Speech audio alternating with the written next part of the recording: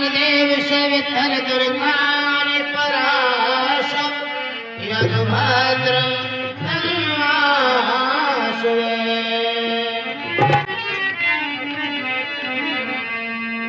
तो सत्ता तुम्हारी भगवान हर से में समा रही है, तेरी दया सुबुद्धि हर बुध से आ रही है।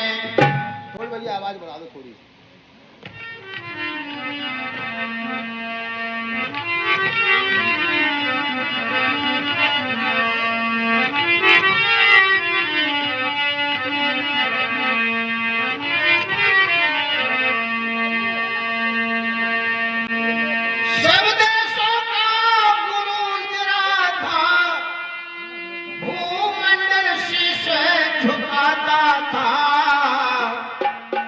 भारत के हर मानव को यहाँ देव बताया जा रहा था।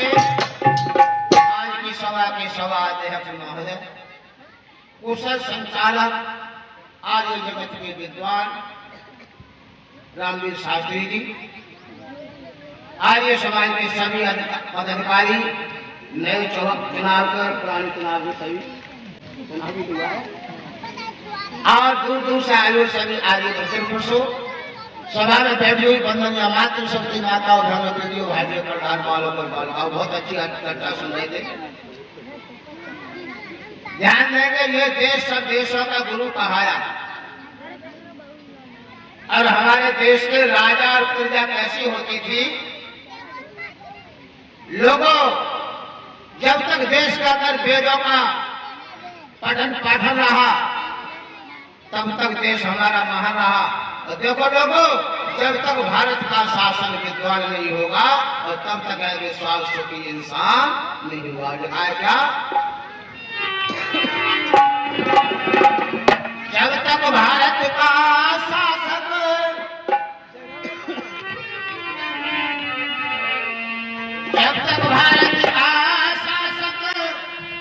विद्वान नहीं होगा और तब तक है विश्वास सुखी इंसान नहीं होगा।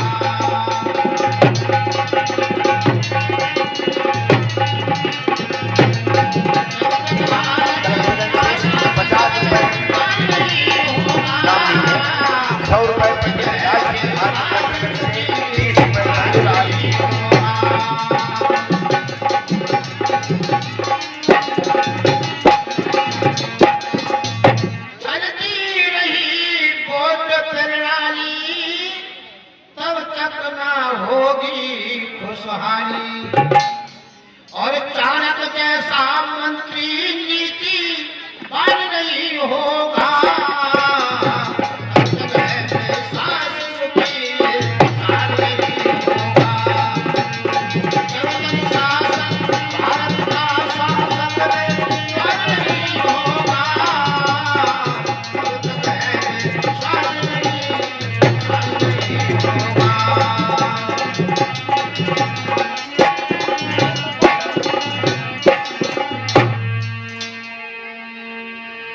रिश्वत का जोर चलेगा तो ना सच्चा न्याय मिलेगा।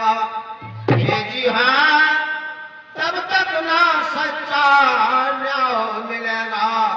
और मनुस्मृति का लागू जब तक विधान ना होगा, तब तक है विश्वास साध नहीं होगा।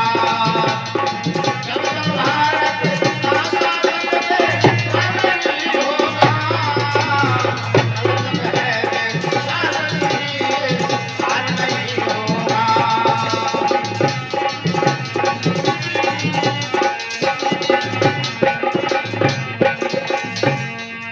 चलती रही फिल्म अश्लील तो मत समझो बिल्कुल ढील।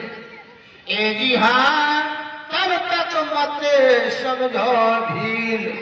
और क्या, जब तक यहाँ का युवक युवती चरित्रवान नहीं होगा, तब तक है विश्वास साध नहीं होगा।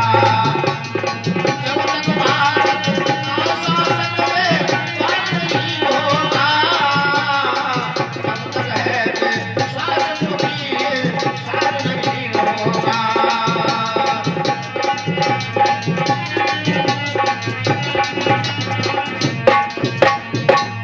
रही से शिक्षा जारी तो युवक युवती बने भिवचारी।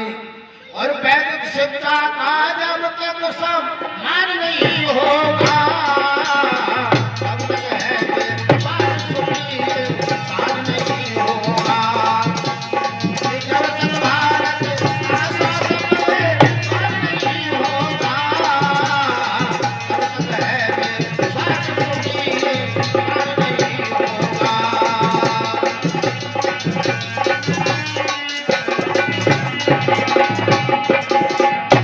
आप अभी सुन रहे थे रामवीर शास्त्री जी से। अब क्या सुन रहे थे? देवयानी का सर्वश्रा का याति की कहानी सुन रहे थे। न्याय हुआ होता था।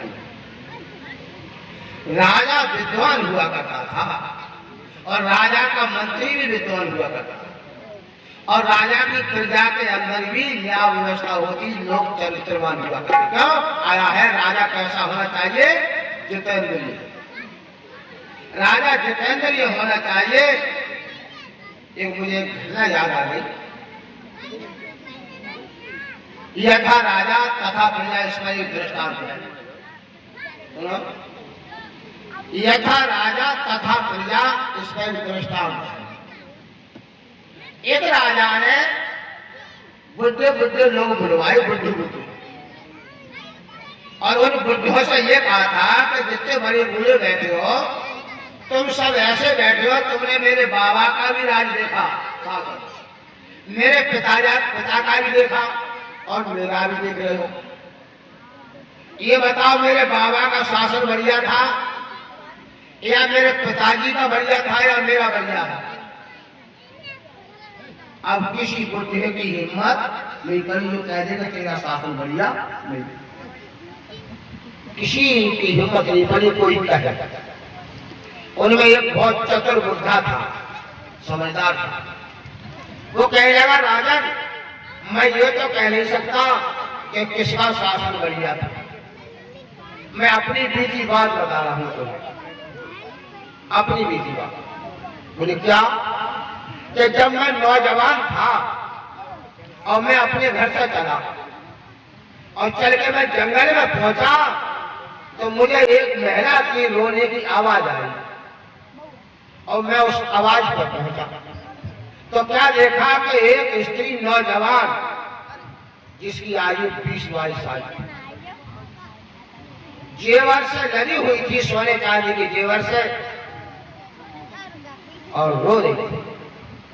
मैंने जाकर कहा, बहन जी, मुझे देख कर वो डरी, मुझे देख कर जब डरने लगी, मैंने कहा, बहन जी क्या परेशानी है, बात बताओ। जब मैंने बहन जी कहा तो उसने कहा कि मेरे ससुरे के लोग मेरे लिए विदा करा के लाए मेरे पीहर से। और रास्ते में डकैत मिल गए। डकैतों ने लूटपाट शुरू कर दी। वो तो डकैतों से लड़ झगड़ रहे हैं, मैं वहां से निकल आई। अब मुझे अंधेरा होने जा रहा है, अब मैं कहाँ जाऊं? तो मैंने पूछा, ये बता तेरा पीहर कहाँ पर है? तो उसने पीहर का नाम बताया।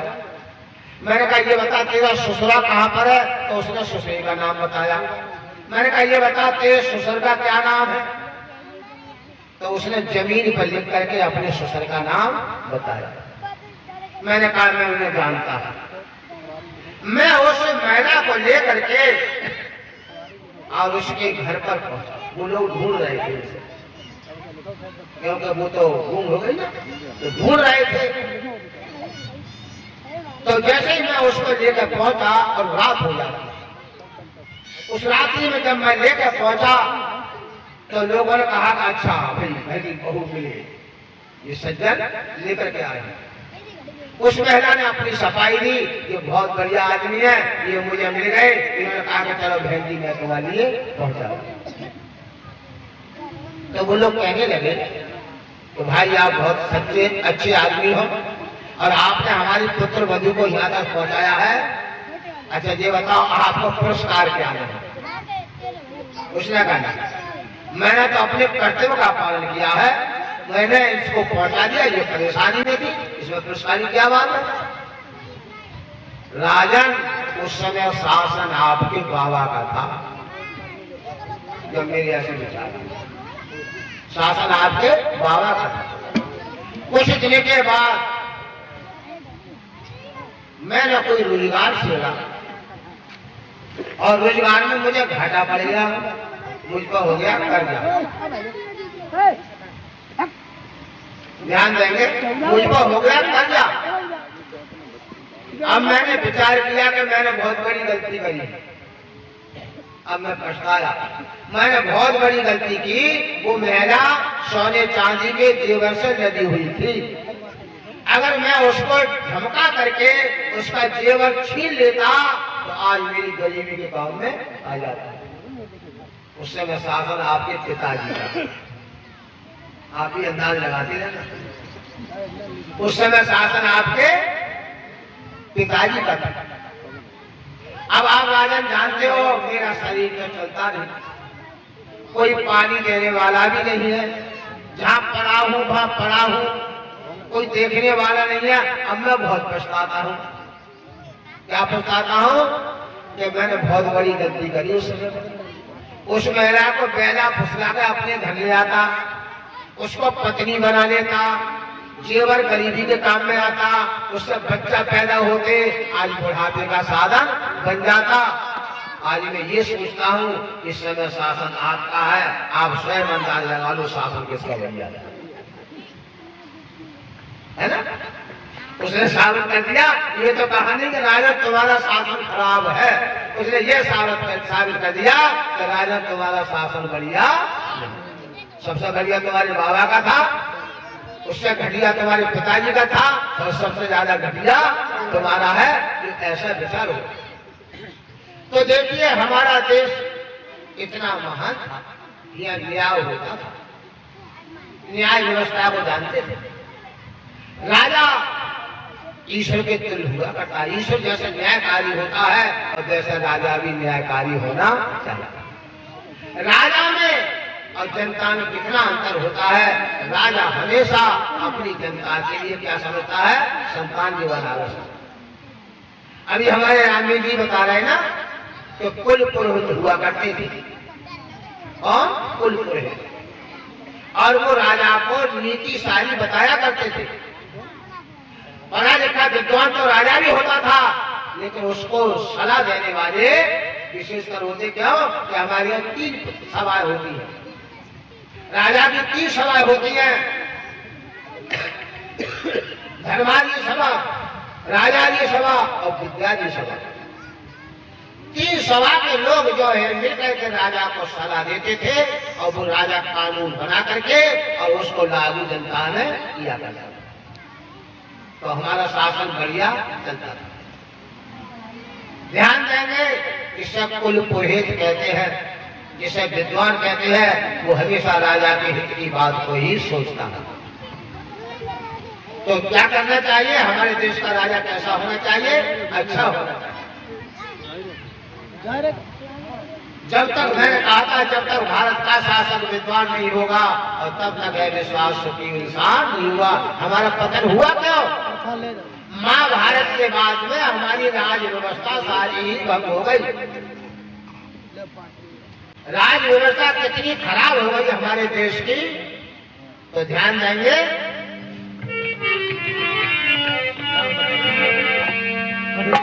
तो अपने क्या होंगे और अपने भी ना अपने हैं, इसीलिए भारत माता के आज अधूरे सपने हैं। ये तो अपने क्या होंगे।